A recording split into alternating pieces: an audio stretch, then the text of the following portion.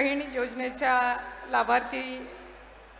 लाभार्थ्यांचा सन्मान आणि राज्यस्तरीय विविध योजनांच्या लोकार्पण प्रसंगी उपस्थित असणारे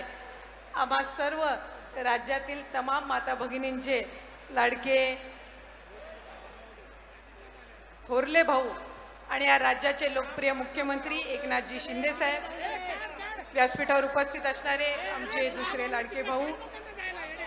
राज्याचे उपमुख्यमंत्री सन्मान्य देवेंद्रजी फडणवीस साहेब, व्यासपीठावर उपस्थित असणारे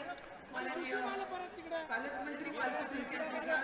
विकासाचे सन्मान्य मंत्री अब्दुलजी सत्तार साहेब, अतुलजी सावे साहेब, व्यासपीठावर उपस्थित असणारे आमचे शिरसाट साहेब, माननीय डॉक्टर भागवतजी कराड साहेब, माननीय उदयसिंग राजपूतजी, सतीशजी चव्हाण, माननीय आमदार प्रदीपजी जयस्वाल, माननीय आमदार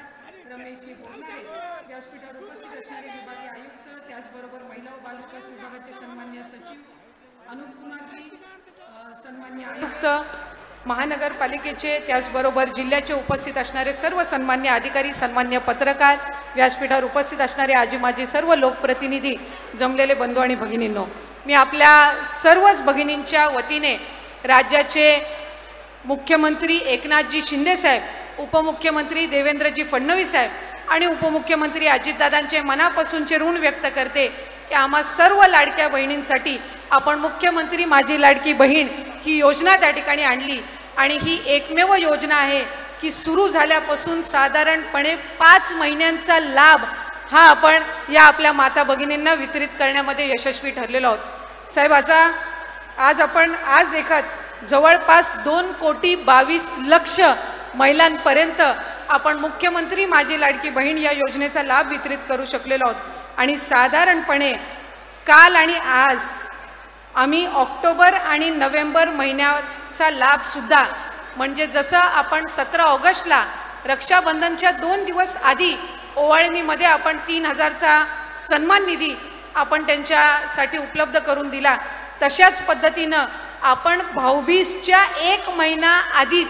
3,000चा लाभ हा आमच्या सर्व लाडक्या बहिणींच्या अकाउंटमध्ये DBTद्वारे उपलब्ध करून दिलेला आहे आणि आज आपल्या मराठवाडा विभागातील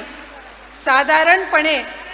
सर्वच महिलांना आम्ही कालच्या दिवसापासूनच हा लाभ उपलब्ध करून दिलेला आहे। आज आपल्या छत्रपती संभाजीनगरमध्ये साधारणपणे 617 कोटी आपण या योजनेच्या अंतर्गत उपलब्ध करून दिलेले आहेत आणि आजच्या या कार्यक्रमाच्या निमित्ताने जो दुसरा ऐतिहासिक निर्णय आणि खऱ्या अर्थानं महिलांना सक्षम करण्याचा आणि महिलांना सुरक्षित वातावरण देण्याच्या दृष्टिकोनातून महिला व बालविकास विभागाअंतर्गत आपण पिंक रिक्षा योजना आणली आणि आम्हाला आज मनापासूनचा अभिमान आहे की या पिंक रिक्षा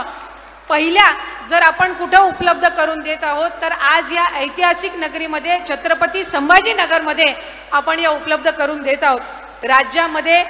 10,000 पिंक रिक्षा आपण उपलब्ध करून देत असताना प्रत्येक महानगरपालिका क्षेत्रामध्ये साधारणपणे 500 ते 1000 पिंक रिक्षा आपण उपलब्ध करून देणार आहोत आणि आज प्रातिनिधिक स्वरूपात आपल्या मुख्यमंत्री आणि दोन्ही उपमुख्यमंत्र्यांच्या हस्ते आपण त्याचं अनावरण करत आहोत। पुढच्या कालावधीमध्ये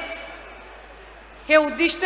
अधिक वाढवून 20,000चं उद्दिष्ट हे पुढच्या कालावधीमध्ये महायुतीच्या सरकारच्या माध्यमातून आपण ठेवलेलं आहे। आज मुख्यमंत्री माझी लाडकी बहीण ही योजना यशस्वी करण्यामध्ये माझ्या अंगणवाडी सेविका, मदतनीस, आशा सेविका असतील, CRP असतील, त्याचबरोबर ग्रामसेवक, डेटा ऑपरेटर या सगळ्यांनीच मोठ्या प्रमाणामध्ये मेहनत घेतली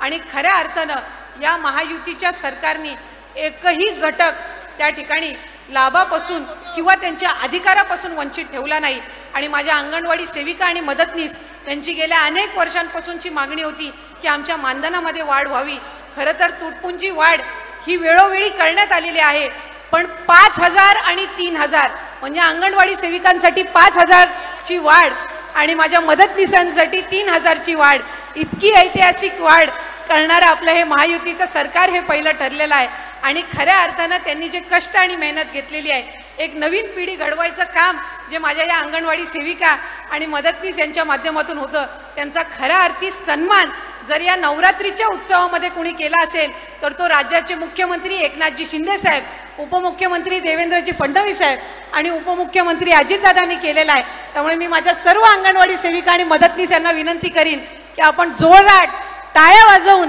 आपल्या खऱ्या अर्थानं या तिन्ही लाडक्या भावांचे आभार मानावे. मी पुन्हा एकदा